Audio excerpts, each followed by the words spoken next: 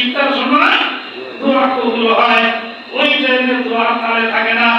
তাই হুজুর তাই কয় মিনিট আছে, তাই কয় মিনিট আছে, এজন্য ওই টাইমে মনে মনে দোয়া করবেন, হাত তুলে দোয়া করবেন, যেভাবে দোয়া করবেন শুনবেন কে? আল্লাহু আকবার। আল্লাহ বলেন ইন্নাল্লাহা খাবীরুম বিমা ইয়াসনাউন। ও বান্দা, তোমার মনের ভিতরে যেই কল্পনা জল্পনা করো, ওই মনের খবরটুকু আমি আল্লাহ জানি। বলতেছিলাম রোজা আল্লাহ যে উদ্দেশ্যে দিয়েছেন, তাকওয়া অর্জন করা, পরহেজগারি অর্জন করা, এটা অর্জন করতে গেলে গুনাহমুক্ত জীবন গঠন করতে হবে। মুসলমানরা বলেন তোমরা যদি পাঁচটা জিনিসকে হেফাজত করতে পারো, তাহলে আল্লাহ তোমাদের ভিতরে তাকওয়া পরহেজগারি দান করে দিবে। এর ভিতরে এক নাম্বার হলো জবানের হেফাজত করা। জবান দ্বারা যত গুনাহ হইতে পারে সমস্ত গুনাহ থেকে জবানকে হেফাজত করা।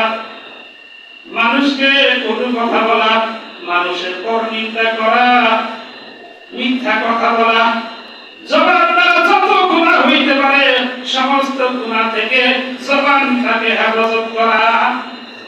দুই নাম্বার হলো কানের হেফাজত করা। তার মানে কান দিয়ে যে সমস্ত গুনাহ হইতে পারে, নাচ গান শোনা, মিথ্যা কিবত শোনা, এই সমস্ত গুনাহ থেকে কানকে হেফাজত করা। তাহলেই দেখা যাবে যে কানের দ্বারা যত গুনাহ হইতে পারে সব গুনাহ থেকে আমার কানটা মুক্ত হয়ে গেল, ঠিক কি না? তিন নম্বর হলো অন্যান্য যত অঙ্গ প্রত্যঙ্গ আছে সমস্ত অঙ্গ প্রত্যঙ্গগুলোকে গুনাহ মুক্ত রাখা। শুধুমাত্র জবান দিয়ে গুনাহ হয় না, শুধুমাত্র কান দিয়ে গুনাহ হয় না, অন্যান্য অঙ্গ প্রত্যঙ্গ দ্বারাও গুনাহ হয়, ঠিক কি না? তারপরে চার নাম্বার হলো নবীজি বলেন চোখের হেফাজত করা। চোখ দিয়ে টিভি, সিনেমা, নাটক দেখা না, নারীর দিকে না দেখা। চোখের দ্বারা যত গুনাহ হইতে পারে সমস্ত গুনাহ থেকে চোখকে হেফাজত রাখা। তারপরে পাঁচ নাম্বার হলো অতি ভোজন না করা। আপনার সাধারণত গুনাহ সৃষ্টি হয় পেট থেকে এবং লজ্জাস্থান থেকে। আপনি যখন খানা কম খাবেন তখন দেখা যাবে শরীরের শক্তি কমে যাবে, ওই যৌন চাহিদাও আর তেমন বাড়বে না, যার কারণে গুনাহ থেকে হেফাজত থাকা আল্লাহ সহজ করে দিবে।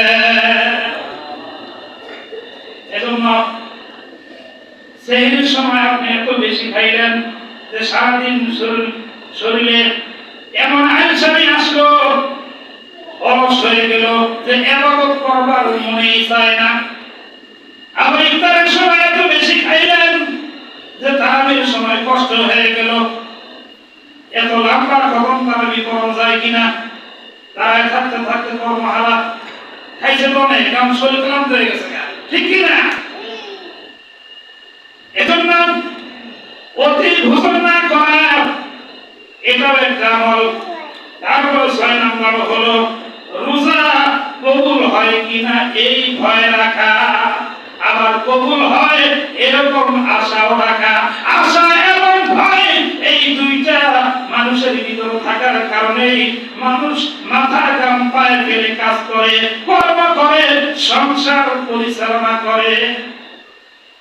মানুষের ভয় থাকে যদি আমি কামাই রোজগার না করি, কষ্ট না করি, মেহনত না করি, তাহলে আমার সংসারে অভাব দেখা দিবে, ঠিক কিনা? চলতে কষ্ট হবে।